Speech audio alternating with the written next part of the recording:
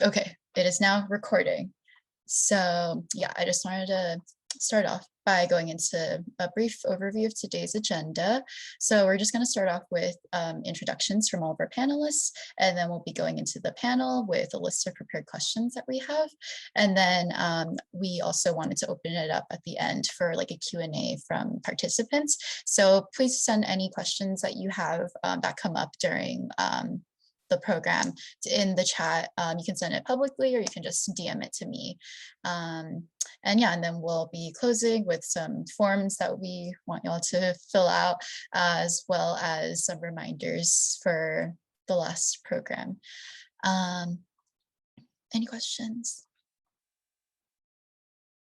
Okay.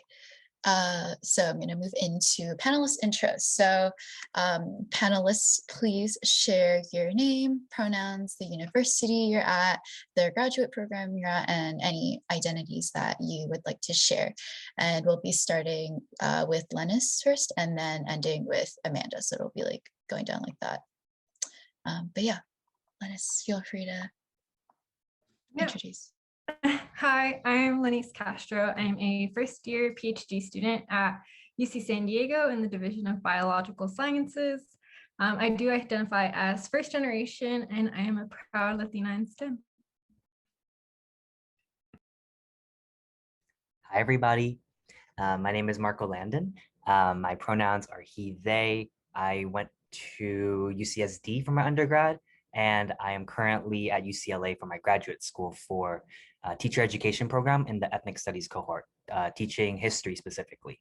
And some of the identities that I hold that are true to me are that I am a working class, Asian American, queer educator. Thank you. Hey everyone, my name is Juan Reynoso. I'm Ipai Kumiai from the San Pasqual Band of Kumiai Indians here in San Diego, California. I am a final year of completing work at UC San Diego and educational studies, getting my master's in ASL bilingual education, as well as finishing my teaching credential program there as well. I am Indigenous and queer, and a lot of those intersections definitely have shaped who I am as a person today. I am also first generation college, I guess, graduate and attendee. And I'm just super stoked to be here. So thank you. Hi guys, I'm Selena. I'm a second year PhD student in a joint doctoral program in cell and molecular biology at San Diego State and UCSD. My pronouns are she, her, and I am a woman and a Filipino in STEM. Hey everyone, my name is Ugbad. I'm a first year PhD student here at UC San Diego. I'm in the biological sciences in the ecology, behavior, and evolution track. I completed my bachelor's and my master's in different fields, so in chemistry and then also environmental sciences at California State Universities. I also did some work at community colleges as well, and so I identify as Black, I'm Muslim, I'm a woman, and in ecology and environmental sciences, there's not a lot of us out there. So it's always interesting, I say, to attempt to bring my full self. And I think it's getting easier as years go by to either doing my research, attending seminars, anything like that. Because when I look around, there's not either people who look like me, but there's a lot of people who do support me. So it's important to recognize that. And so I'm really happy to be here. And thank you so much for having me today. Hi, everyone. My name is Laura. My pronouns are she, her, hers. What an honor it is to be with such impressive panelists. I'm a Latina. My family is Colombian, first-gen American, first-gen college. And low-income background, and I'm very excited to speak with you all today. Oh, sorry, and I'm UCSD first-year PhD student in poli-sci. Hey, yo, my name is Jose Delgado. My pronouns are he, him, his. I did my undergraduate at UC Santa Barbara in general biology, and I'm currently doing my first year master's here at UC San Diego in bioengineering, in the School of Engineering. I'm Latino, gay, and first gen, and low income. Yeah, thank you. Hi, everyone. My name is Ina. My pronouns are she, her, hers. And the graduate program I'm in, I'm a first year PhD student in the cognitive science department at UC San Diego. I did my undergrad at UC Berkeley, also in cognitive science. And I identify, as my mom is immigrated here from Korea, and definitely have learned from that experience, even though I was lucky enough to not. And then I also, women in STEM. Hello, everyone. I'm Amanda. My pronouns are she, her, hers. I'm a first year PhD student at the University of California, San Diego in the Biological Sciences program. My mom immigrated here from Brazil, so I'm first gen queer, and yeah, that's me. All right, thank you to all of our amazing panelists for introducing yourselves. So now we're going to move on to just the questions. So before we start, we just wanted to show y'all kind of like what questions we have prepared, and give y'all like a minute or two to just look over that. I can also read it out loud. Why did you decide to go to grad school is the first question, and how, if at all, have your experiences in grad school changed your perception of it?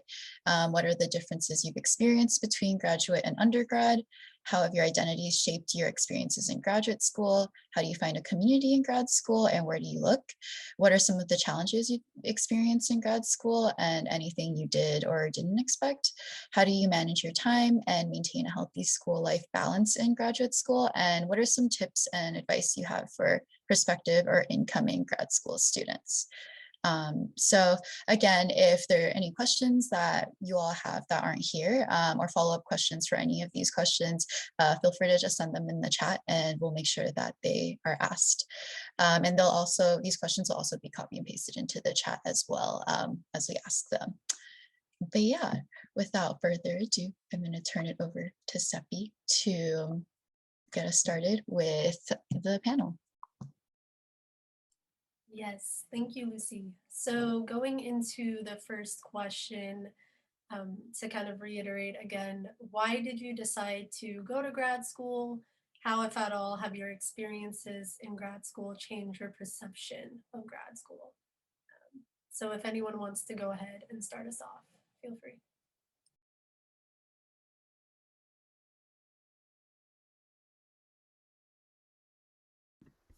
I can start. So thank you for that question. I think I kind of was, to be honest, I think back why I chose UC San Diego and then specifically educational studies was because my program is very limited in terms of access and where else I could really find a really good, rich ASL bilingual program combined with the teaching program.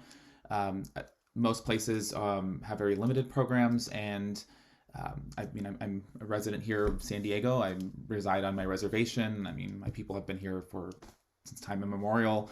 So it just felt like the right thing to do in terms of being home. So I started to look into potential connection in terms of community work, and interesting enough, UC San Diego has a long history of,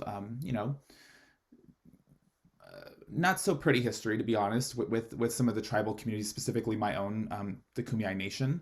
And so I thought it would be interesting to assert my presence and also to kind of reclaim this space of academia. I'm also a graduate intern supporting the Intertribal Resource Center this year on UC San Diego's campus, so which I love. So when I thought about why I chose UC San Diego, it was really how can I assert my voice and kind of reclaim this space within a place that is very held dear to my people.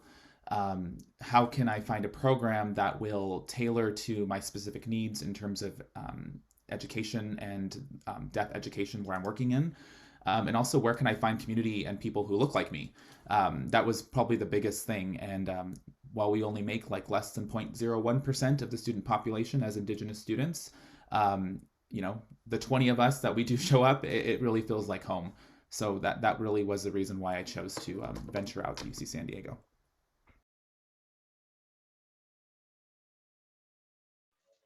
I can go. So I decided to go to grad school. I kind of have an interesting story. So undergraduate, I got in and wanted to do theater and art. Um, Ended up changing to biology because my tia was diagnosed with cancer and ended up passing away from it. And I joined this undergrad program called the McNair Scholars Program, which really pushed me in the direction of doing research and stuff like that. So I did research all of undergrad, but I had the intention of going to medical school or doing an MD PhD program. Uh, and that's what I really wanted. And then I ended up getting an opportunity to go to Houston and do research and work with a pediatrics doctor at a medical campus and realized that I didn't want to do biology research anymore because all of my undergrad I had done organic chemistry research and realized that I wanted to be more on the hands-on part of it. And so I switched up everything my final 2 quarters of undergraduate and ended up still graduating in under or biology, but got into bioengineering. And I think for me, the biggest like drive has been my tia and like cancer research and just getting into the nitty gritty and me realizing that I'm super curious and I love reading about different things that are happening in my field or in general. Um, and I think all of undergraduate, I thought that grad school was going to be hard, and it is hard, but I'm realizing that I enjoy what I do. And because I enjoy what I do, it's not, I don't know what the word is. I guess it's not taxing on me.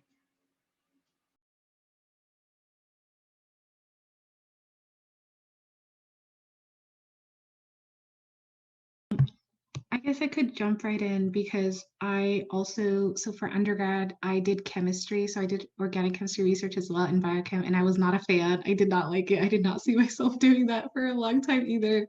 Um, and it actually took me a really long time to kind of accept that I didn't want to do that research because I was part of LSAMP. So it's like within the same vein of like bringing in people.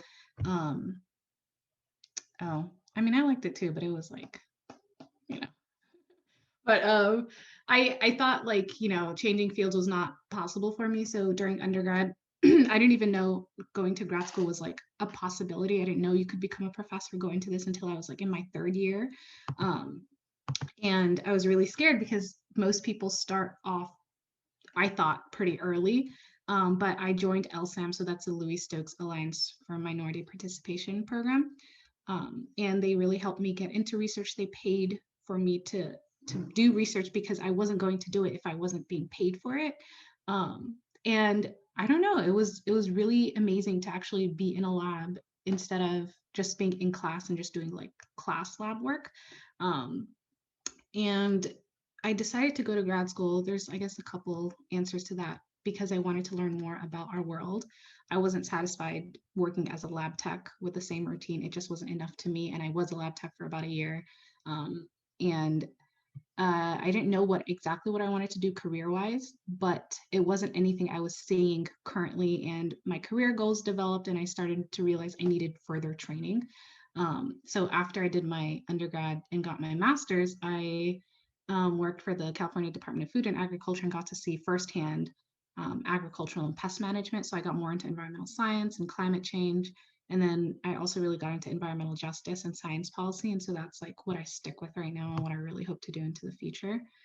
So it took a lot of stumbling to decide why I want to go to grad school. And sometimes I still find myself, why did I do this? So it's like a question I constantly answer. But yeah, those are my reasons. I can share a little bit, and true on the stumbling. I'm still stumbling, and it's almost the end of the first year. So I had two reasons. One, the most important, is I got to defer my loans because I was not about to pay my undergraduate loans without any extra loans to cover that. And by going into grad school, it defers it a little longer. And I know I'm sharing this because it was really important to me because I really couldn't have paid it. So that is the real practical side. I think the other one is that I I'm in a program of like teaching, right? So I wanted to get very practical teaching experience. I think coming out of UCSD, I was very disgruntled and dissatisfied with the heavy focus on theoretical frameworks, theory, and the lack of centering lived experiences. Even the most progressive department, like the ethnic studies department, which I was in a major in, it was very theoretical structured. It was very like just not what I wanted. And then I found this program at UCLA that was all about lived experiences, all about abolition centered, and it was social justice centered. And in fact, they even had an ethnic studies cohort that was focused on teaching you how to teach ethnic studies, the actual practical stuff that I thought I would have and should have been learning in undergrad. So the things I've been getting out of grad school and now experiencing it is you're never going to really get away from the theory, especially if you're in a UC or some sort of big, large university.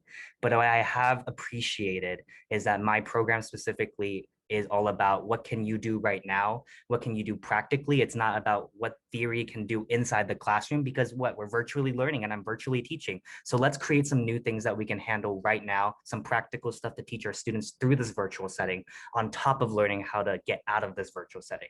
So I really appreciate that practicality of it. I'll jump in here. Marco touched on the loan deferring. So that was actually part of my consideration, not the loans, but the finances. So I shared a little earlier in low income background. I didn't know that like academia was like a thing really until my last year that I like was pushed by an advisor to consider grad school because of really interesting research topics. But I did have to move back home for a year after undergrad I worked a job and I helped my family out, like, day to day, like paying rent and stuff like that. That also gave me the space. It ended up being a nice time investment to look into different grad programs and really see what I wanted to prioritize and what kind of investment I could put in for my future and for my family's future. So like it was a mix of really being interested in questions that I felt mattered. A lot of what Marco talked about, I really resonated with too. But also like, with constraints, decisions aren't easy, but what's best for you in the end.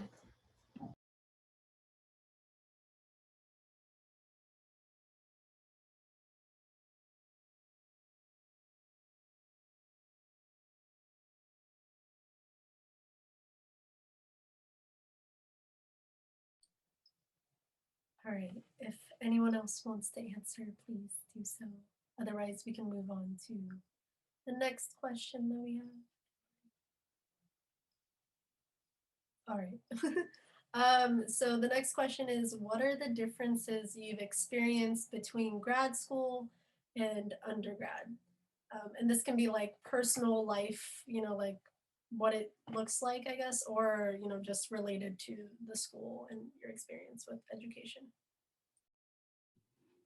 So one of the things I realized, I came straight from undergrad into graduate school. I didn't take a gap year. So pretty immediate switch. You actually have to pay attention in class in grad school. Wasn't ready for that one. Like in undergrad, I would just sit on my computer, do my little Amazon shopping, whatever. And then I would go and watch YouTube videos when I got home, and it was perfectly fine because you just had to like regurgitate information on a test. But now that is no longer the situation, and I kind of struggled a bit. I'm still struggling of getting into like, okay, I actually have to sit and listen to this person talk and like take notes or absorb the information as it comes, because it's not like these are the 3 things you have to tell me later. It's like, here's a paper and we're going to have a discussion with everybody together, and you have to bring something to the discussion. So it's like a different type of learning and a different type of like participation in class. Yeah, I agree. I've gotten really good at getting a presentation down on the fly. So there's that, but also, I don't know if it's because I didn't get as into DEI as I would have liked in undergrad, but as a grad student, I don't know, I feel emboldened. I feel like I can yell at the top of my lungs and up manage if I need to, and kind of get away with it, or it be respected just because I'm at a higher level and I'm obtaining this degree. And what's nice about that is that I can use the newfound voice that I have to embolden other voices below me, like undergrads, because you guys are important too. Yeah, I'd also like to add that your workload is completely different between an undergrad and a grad student. Um, I think since you, with the grad student in your research, you're spearheading your own project. So oftentimes, like your PI can come and just like dump more experiments onto you.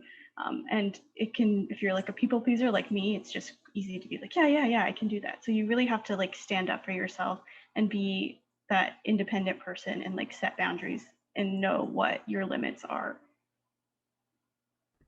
Yes, I think boundaries was just like screaming in my brain right now when you said that. I think I mean, and to also like to kind of go back to pick up what Amanda said, like, so my cohort only has two other people in it. So it really is like there's no getting around trying to, pass the buck to someone else and hopefully, they did some of the readings. I mean, it really is in my cohort, myself and my co-mate, and that's it. And then the professor.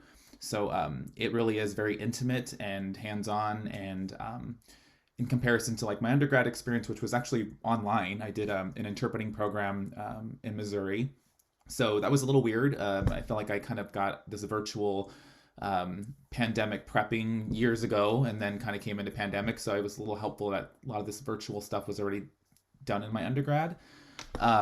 But yeah, I think one of the major things, though, aside from the workload, is again just kind of managing your own boundaries. Like I meet once a week with my professor, and sometimes it's on a different day every week. And so this kind of managing your adult schedule and making sure you have everything designed for your curriculum for my program prior to meeting really just has kind of been helpful, and also a little bit of a challenge in putting myself like on a schedule and like writing things out on calendars virtually and manually.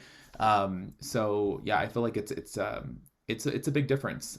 But I really do kind of enjoy the level of thought and also just kind of the discourse that we have with the faculty. And I feel like I'm really looked at as like a peer, as opposed to, as a student, which I mean, I think we're students and teachers regardless of however we are in our place of our life. But yeah, that's what I have to add.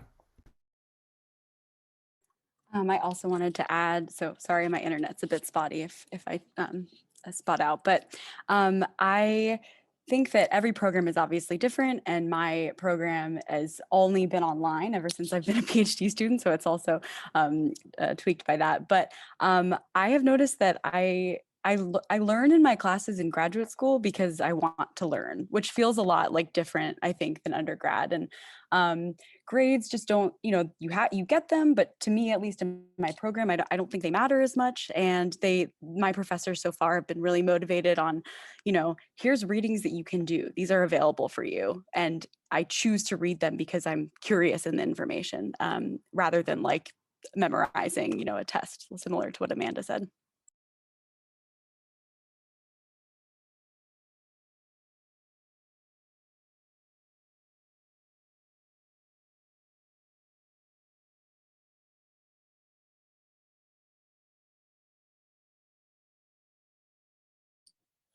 Thank you to panelists for answering the comments too. I'm not sure. I think that one's getting answered as well. Does anyone have anything else they want to add on the differences between graduate and undergraduate before we move on?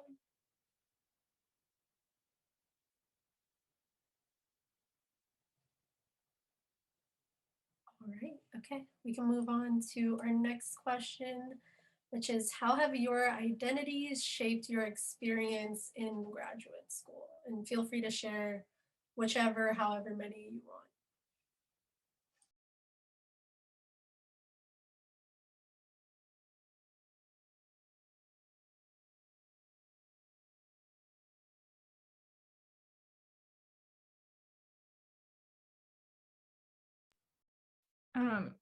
I guess one of the identities that I hold very close to me is being first gen and Latina in STEM and a woman.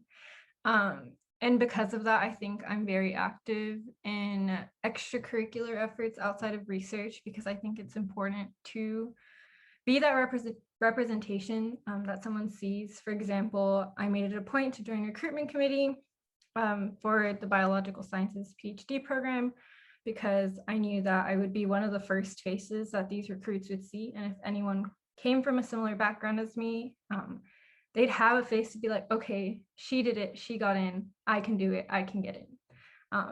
That's something that I lacked during my PhD. In fact, I didn't meet my first Mexican PI until I got here. So I think I hold that very close to my heart, and I hope that I can be that person for others.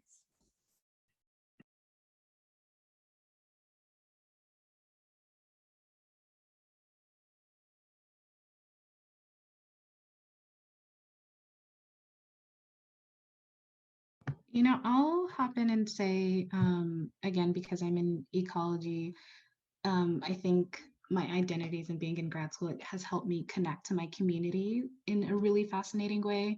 So I'm still stumbling my way through, still, this is the first year. But, you know, in ecology, it's a very white field. And there's a lot of like theories that have been like discovered within the past 100, 150, 200 years. And it's treated as if this is like, you know, when humans really just started getting into ecology. But, you know, people have been doing this for thousands of years, for hundreds of years. And it's really interesting because I talked to my mom about, you know, certain practices that are being put into place, or, you know, like herbal medicine or anything like that. And she tells me like practices that her family has been doing for a really long time, and like, you know, our people have been doing for so long, but now it's only being recognized by white scholars, and that's, you know, what they think is like you know, like that is research if it comes from like, yes, exactly, acting all shocked. And I'm like, I actually find myself like catching myself and correcting myself, because my mom will be like, yeah, we did this for a really long time. And I'm like, oh yeah. Okay. So it wasn't like so-and-so in 1971 who discovered this, you know, our people have been doing this for so long. So I think it really puts me in a really interesting position, because now when I learn more about these theories in ecology, I'm like, well, okay, this is when y'all say you publish this, but really, you know, where did you get these ideas from? Like, who did you talk to and not include in your research? And it really like, I like take a step back always, and it's just like it's always like, it's pretty interesting. I think it's really helped me be more aware of like the work that I do. So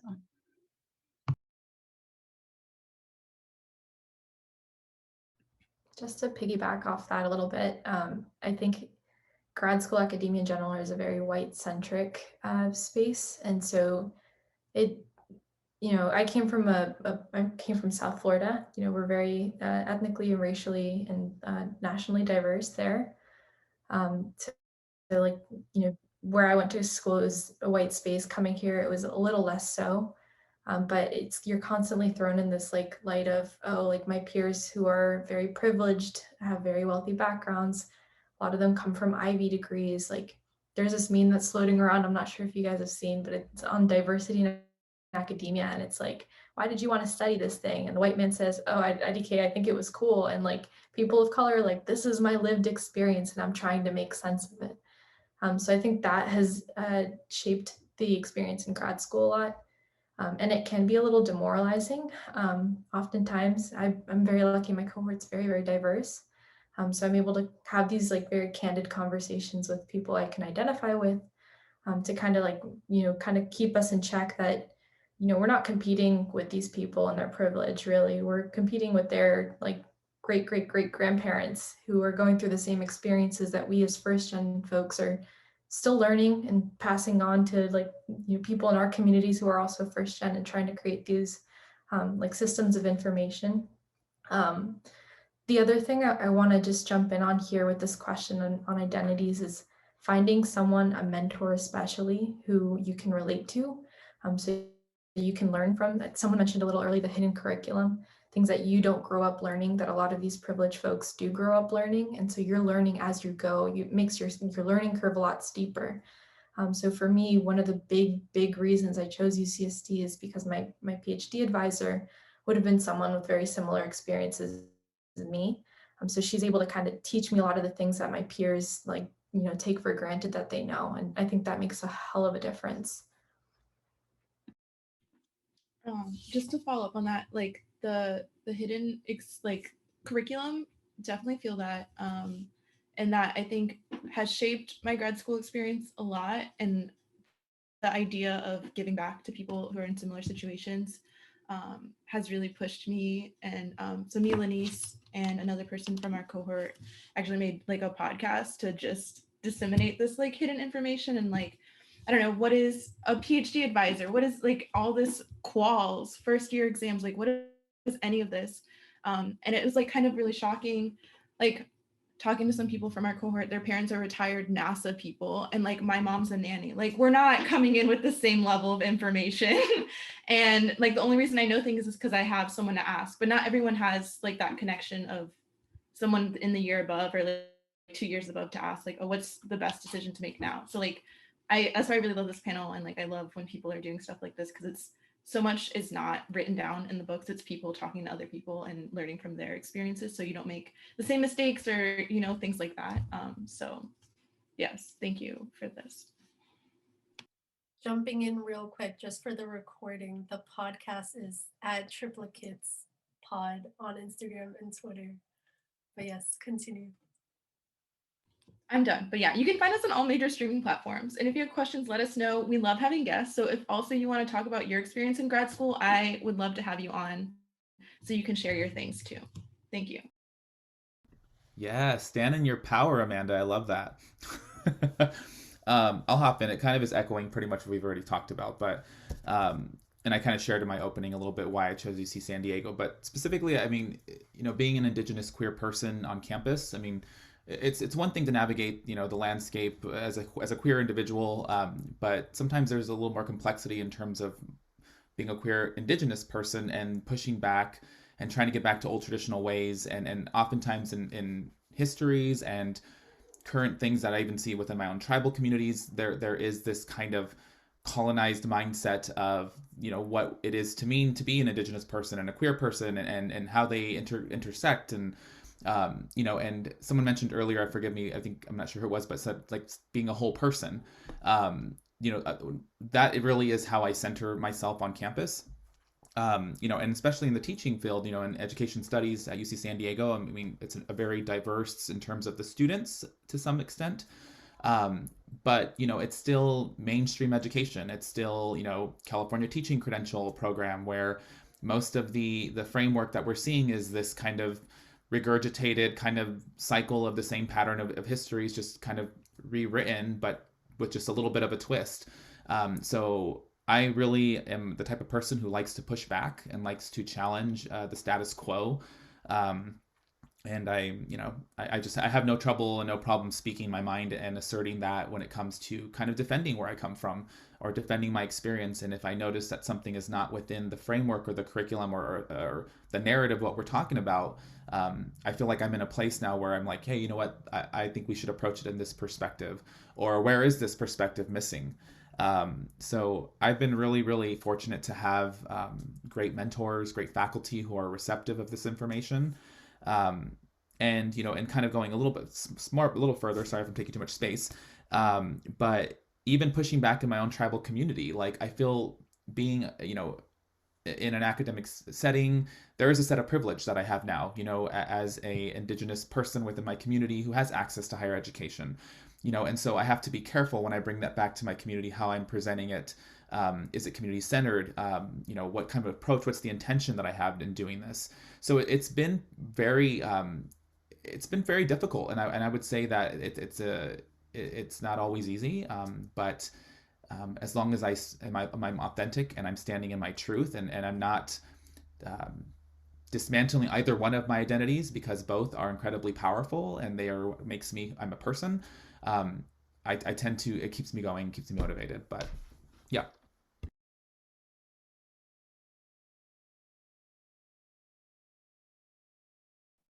I'd like to share for this one. I was like contemplating if I should, but one of the two identities that I'm holding true to myself is I struggle with depression and anxiety pretty like severely. So I wanted to mention that because I don't think that a lot of times I hear a lot of panelists or other folks discuss that, especially in academia setting, which is very debilitating, life draining, and it can feel like that a lot of times. especially since I also struggle with these two. I think it leads me to have a lot of self-doubt and to make me kind of feel like I don't belong there. I think some people might know as like imposter syndrome. So then like me going into graduate school, one of the most critical things to help support me in this is like finding that community. I know that's like the next big question, but I think it's that cohort mate, the cohort system that especially really makes it for me. I think I was talking to a lot of my cohort mates recently and saying that, if it wasn't for you all, literally no white people in there, pure BIPOC folks, and a lot of queer folks in there, the space just felt like home. And if it wasn't for them, I wouldn't have been continuing. I would have probably dropped out the first quarter. So I think that if anybody is out there, like, struggling with some mental illnesses or any other things, do know that the support systems are there, and that sometimes it's the cohort mates or your advisors that will uplift you the most, or maybe some people in this space as well.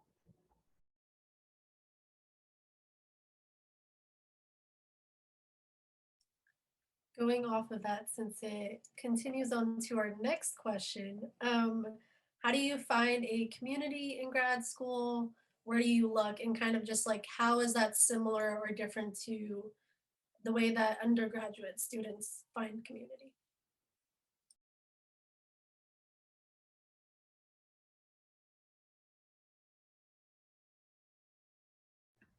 I can start, I guess, a little bit. When you do decide to apply to grad school, apply broadly to a bunch of different schools. Because I think one of the pieces of advice that I got from a grad student back in my undergrad is like your cohort will like become your family. And if you're self-selecting into a place that might not have like where you might not feel comfortable because of different identities, that's going to be a little tougher in the long run. So finding community starts with, I think, really being intentional about who you're meeting at these visits and thinking that, like, can I see myself in this family? Like, are there people that I can really connect with when I do have these really bad days? Who can I turn to? Like, can I trust these people? And that's very hard to do early on. But if you can identify that, it's really important. Second thing I'll say is like just back in undergrad, it was helpful to not just because these spaces tend to be a lot more privileged, a lot more white, don't be afraid to look at, non-academic sources of building community. So like reaching out and like, figuring out with social activist groups or social justice, racial justice groups, in your community, if that's what you're passionate about, getting involved with them. There is that degree of separation, and sometimes that really helps to give you that mental space to go back when like the things get really tough in your program.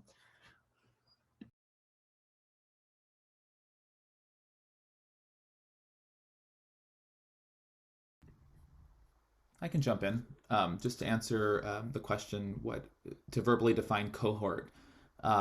So, I mean, my understanding of cohort is just kind of like your group, like your class.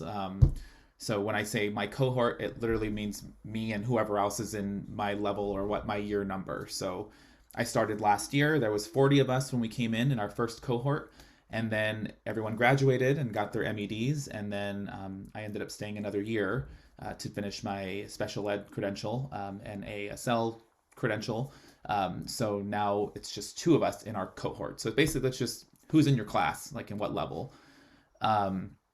And to kind of echo a little bit what Laura was saying, community centered, I mean, and I think back just in terms of what that even means, I mean, it's kind of an innate thing that I feel has always been instilled in me. It's just like find community, whatever that looks like and however capacity that may be.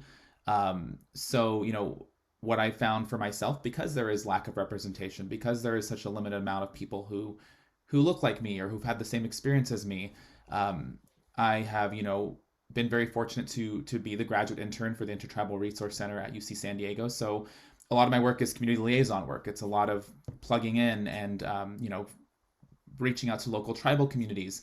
So a lot of the stuff, I mean, literally just meeting virtually online because that's been like the pandemic world. But, like every Wednesday we have like this wellness thing that we do where it's like a talking circle and sometimes people have things to talk about and sometimes they don't. But it literally is just a place that we just open up and I found has been incredibly helpful and just kind of, for me, I didn't need a space to talk about academics. I needed a space to talk about where I was in my journey and my spiritual walk and my just who I am as a person, because a lot of times I feel in terms of talking about issues and topics, I'm a storyteller. I have to give context. I feel like if I can't get to this point, I have to give you all of this point. And a lot of that approach is not really welcomed in what I've seen in terms of education. It's like, what's your point? So it didn't feel like a safe space to me. So I found in sense of community just through other Native, Indigenous folks and queer folks. Hey, you know what? On Wednesdays, come meet, we talk, and we just kind of feel like we are just there to support each other and hold space for one another. So that's really, I think, if anything, is just find your community in whatever that looks like.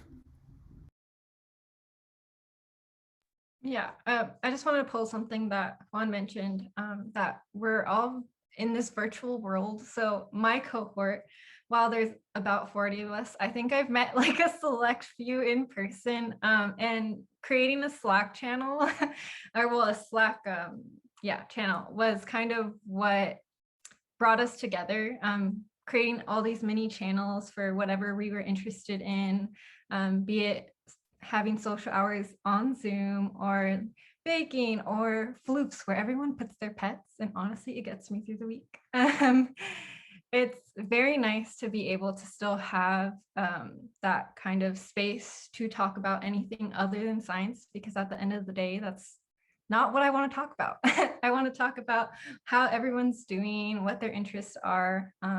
And it's nice to have that. And of course, I was lucky enough to find Amanda Nasama and create this Triplicates podcast and kind of invite everyone else into our lives and be able to offer our experiences to others so that they can have an easier way finding their community when it's their time to go through that.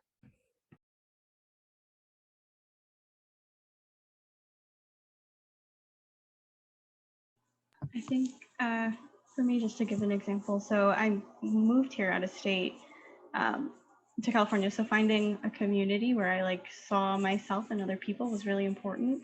And one thing that I kind of gravitated towards was lots of places have cultural centers. So like at Balboa Park, there is like a House of the Philippines where they will hold events to celebrate Filipino culture. So I think attending those events can help you find people that you and your community.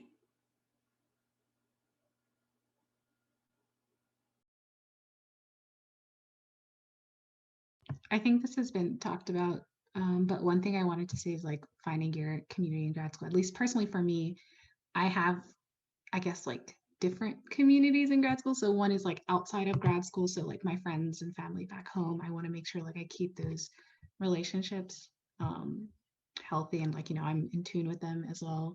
And then there's my friends in grad school, but that are outside of my program. So those who understand academia, stuff we go through, but outside of my field, because sometimes it gets really exhausting talking about, ecology or whatever it is.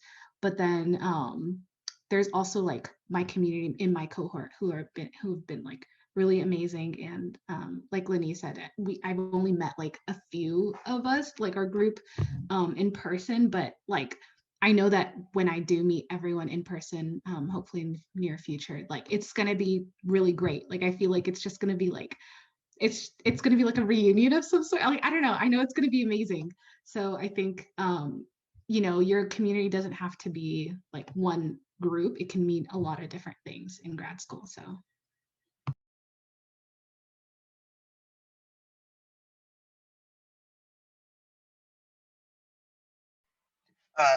I kind of want to go off of what Ubad said. Yeah, I have different communities as well. So I have friends from undergrad that live here in San Diego. I actually found a community, I guess, a very supportive community through my job. So one of my jobs, I'm a grad student well-being associate. So we run an LGBTQ forum every Wednesday, and we just go there and we talk about how our week is, or what's on our mind or stuff like that. And it's really nice to just have that community there that you wouldn't it's not academic. And then of course I have my cohort, which is pretty small. There's only 6 of us.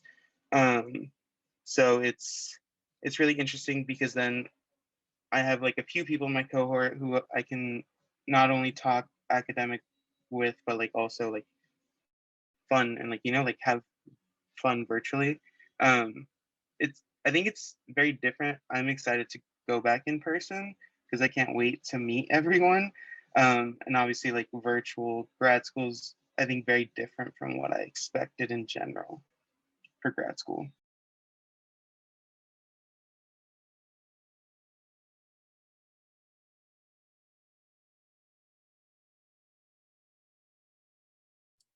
Is there anyone else who would like to answer this question before we move on?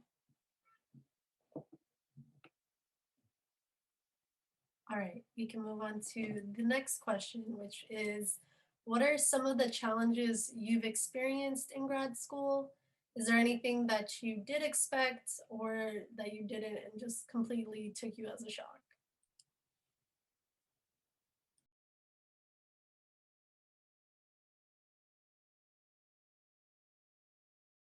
You know, everyone talks about imposter syndrome, but it's so real. Like, I can't even like you can talk about it as much as you want, but actually experiencing it is like a whole other thing. Yeah, it is. It's true for anybody, and it's gonna like you just have to know how like global of a feeling it is, and this is where it ties into the community aspect, where that's your only way out of imposter syndrome. I would say is really connecting with others, realizing other people are on your exact same page, and just understanding that you do belong there. Like, you know, you got into a program because someone found value in you and multiple people did, and you belong there. And just reiterating that to yourself over and over. I think that I didn't expect to feel so discouraged like all the time. But, you know, I think that through connections with my cohort and through connections, you know, with your mentor and whoever it might be, you will be able to kind of crawl out of that hole and really find, you know, your self-worth. On imposter syndrome, I think something that ties in really closely that is still prevalent in undergrad, but I feel like it's extra magnified in grad school is like the grind culture, that people will like prioritize like how little you sleep, and like somehow academia prioritizes like this. You're another meme that goes on these pages like, I didn't want a 9 to 5 job, so I went to academia, now I work 24/7. So setting boundaries is something that's like not really valued, but I think it's one of the biggest lessons that you should learn. So like when people in my cohort like tell me, oh, I was working all weekend, like it kind of makes you want to say, let's hang out next weekend away from the books. Like, you're going to be young for a very short period of your life. Like, you're going to be healthy if you are healthy for a short period in your life. So like if you are healthy, like, I'm sorry, I should detract that statement, but yeah, like not focusing so much on the grind culture, the work will get done. So that's something that's extra amplified, and to have to set those boundaries for yourself is super important, and try to do that as best as you can.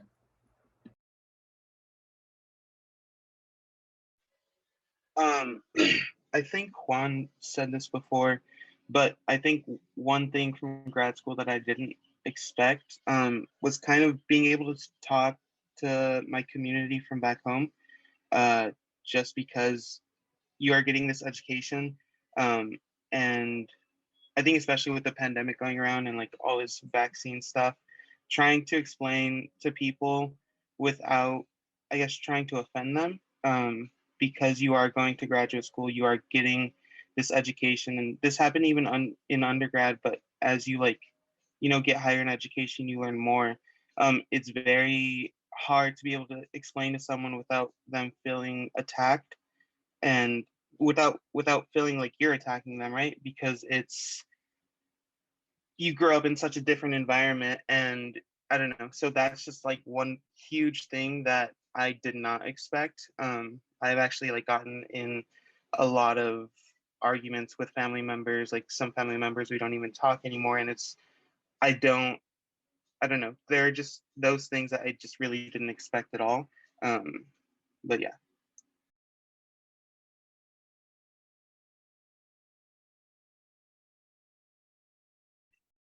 I think something that I've been going through right now, actually, is I had the privilege of being in a program in undergrad that kind of prepared me to apply to grad school and kind of the reality of it. So that was really helpful. And then when you got into grad school and you did your rotations, there's this whole bunch of people that you can talk to be like, how do I do this? What are the questions I should ask?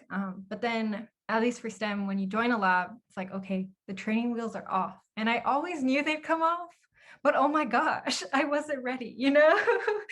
So I think that's been a challenge. And in this portion of my PhD program, being like, okay, I got here for a reason. Going back to the imposter syndrome, like I can do this. I am not an imposter. I belong here. And let me show you why. And I think that's been something I've been telling myself each and every day because I just started my new lab, but I'm here to tell you that you can do it.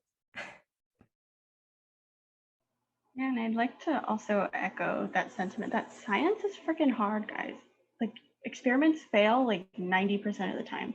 And most of the time it's like something completely out of your control. It could be like it's like raining and your model just doesn't like it. So I think it's important to along the way celebrate all of those like little successes and what even if you might think that it's like a little tiny progress, like celebrate the heck out of that. Because it comes few and far between. And then on the other side, just don't be too discouraged if things don't work out. And like also echoing some of the stuff in the chat, like take a break, come back to it, and then hopefully with fresh eyes, you're able to kind of figure out all of those perfect components to craft whatever perfect experiment there is.